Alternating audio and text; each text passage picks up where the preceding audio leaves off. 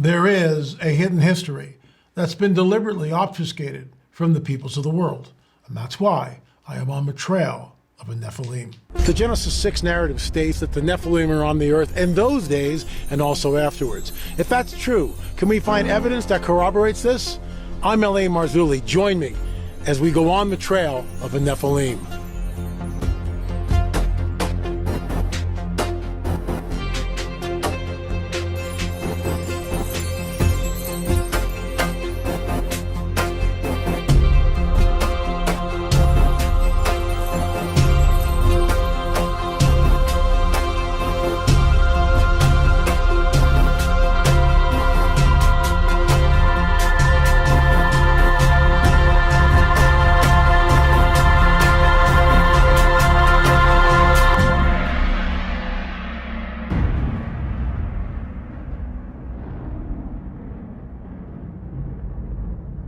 Welcome to yet another episode of On the Trail of a Nephilim. I think you'll find this one really interesting. And you'll have to ask yourself, why did these people do that? I am your intrepid host, L.A. Marzulli, and we'll be getting into this and so much more. But first, a word from our sponsor. There's no denying it. Gold is hot right now. Prices are soaring, and experts are predicting even more to come. Not so long ago, gold reached its all-time high of $2,069 an ounce. And now, it's inching ever closer to that number again. Bank of America, one of the largest banks in the world, is saying gold will rise further to well over $2,200 an ounce later this year. So what is the truth? Well, folks, gold is already a safety net for your hard-earned money. And now, when the stock market is all over the place and the value of the dollar is uncertain, being safe really counts like never before. Noble Gold is offering a 5-ounce America the Beautiful coin for any qualified IRA or old 401k rollover. Terms apply. A solid silver U.S. Mint issued coin celebrating our national parks, free with every qualifying precious metal IRA or 401k rollover. Folks, you can't go wrong with Noble Gold. We've done it, and I'm tickled pink that we did. We brought in almost a year ago, and boy, am I happy. 877-646-5347. That's 877-646-5347 or noblegoldinvestments.com. That's noblegoldinvestments.com. And do me a favor, tell them L.A. Marzulli sent you. So today I want to talk about the enigmatic and the very strange Lovelock Cave in Nevada.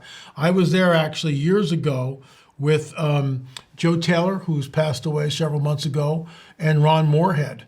And it was amazing. And I'm going to tell you why I went there, because here's the backstory. This is from Sarah Winnemucca. You can go there, by the way. You can tour the cave. It's been completely sealed off. Originally, there was an entrance like this, which is still there, but there was a cave system that went to the right and a cave system that went to the left. According to some different, depending on who you talk to, giant skeletons were unearthed from that cave. Is that true or not? I don't know. I wasn't there. What I will tell you is that Sitika, that Sarah Winnemucca, right, and the Paiute tribe warred against the red-haired, six-finger cannibalistic giants, and they holed up in the cave. The giants ran into this cave complex, and the Paiutes came and attacked them and basically burned them. Put all this brush in front, and when they come running out, they would shoot them and kill them. So this is Sarah Winnemucca's story. What's interesting, and we can't prove that one way or the other, there are people that are stated that on the record that there were 9 and 10-foot giant skeletons found there. I know, that all this is taboo. You can't even talk about it. That the powers that be in academia just wipe all this out of the record completely. Yet we know, and there's an interview I did with Mondo Gonzalez a few years back, which we have not aired yet. And Mondo and I are talking about what the Smithsonian themselves say. And it's right in the records. You can go online and Google the Smithsonian from 1878 or 1890 or whatever. I'm not sure how far back you can go. And you can read the yearly report where the people pressing westward and into the mound area and talking about digging up 7, 8, 9 footers. So what the heck is that about? So this is the deal. Recently, a set of images snapped by Bigfoot investigators M.K. Davis and Don Monroe were released, showing the interior of the 150-foot cave and what looks to be one very large handprint, according to the Paranormal Geeks radio show, and I have been on that show. The proportions of a suspected handprints may have belonged to a person roughly 18 feet tall. I would dumb that down to 12, but I digress. Adding to the evidence captured by the Sasquatchers are what they claim to be dermal ridges burned into the stone boulder, which would point to impressions made by humans or human-like hands. This is the one that went all over the place.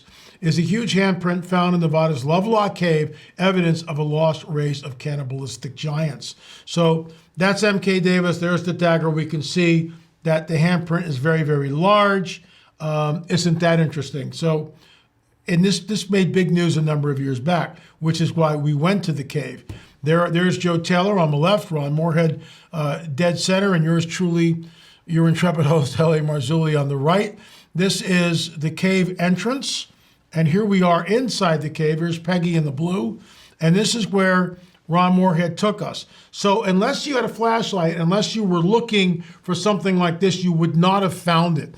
It was back deep into the cave and off to the left. You can see the handrail there behind me. So when you walk into the cave, there's a deck, and you sit on the deck and look around, and you spend about a minute there, and then you just walk out of the cave. There's nothing to see, except the roof of the cave shows that some sort of a fire happened in that cave, which then goes back to Sarah Winnemucca telling us that the Paiutes put all this brush in the cave and burned the giants out. So this is when we went back there about a month after this, we heard about this.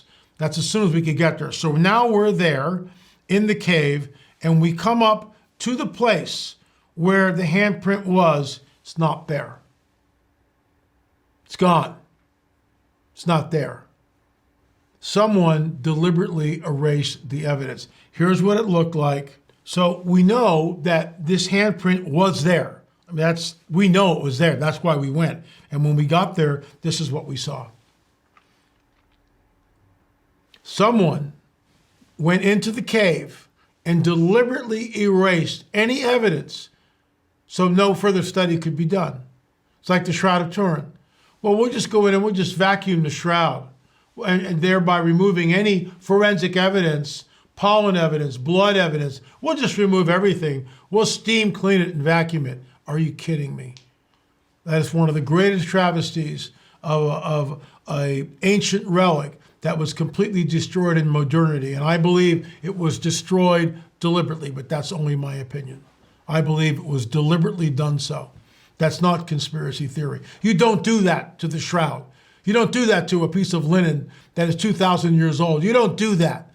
You leave everything that's there, all that forensic evidence that's there for future generations that might be able to go in and get further information. You don't steam clean it and then stretch the shroud so the image now is completely distorted. But I digress. It's the same group of people, in my opinion. And the truth has been deliberately obfuscated from the peoples of the world. Why can't? What are they so afraid of? That they have to hire, was it BLM? I don't know. I don't know who did it, but somebody went in within a period of a month, right? They were watching, someone tipped somebody off, and they went in and they completely erased the entire handprint that was there. On the bottom it's all sandy. There looked like something, it might have been, we speculated, they might have acid washed it, but we don't know. They may have chipped it off, we don't know. So, let me read this. The Lovelock Cave siege was the last of several battles that have been going on for years, others having occurred in the Carson Sink and Pyramid Lake areas. The Paiutes of this area, according to some accounts, called in other tribes to augment their forces in this last stand against the red-headed giants or Indians. Some accounts have a few Sitika escaping and fleeing to other areas, while others maintain that rather than being suffocated, the red-headed giant people were merely smoked out of the cave. Okay? In any case, Reed went on an attempt to validate the legend through physical evidence. He believed he found evidence in skeletons found in the vicinity, which his measurements indicated range from 7.5 to 10 feet tall. He also located several skulls which he surmised were Neanderthal types.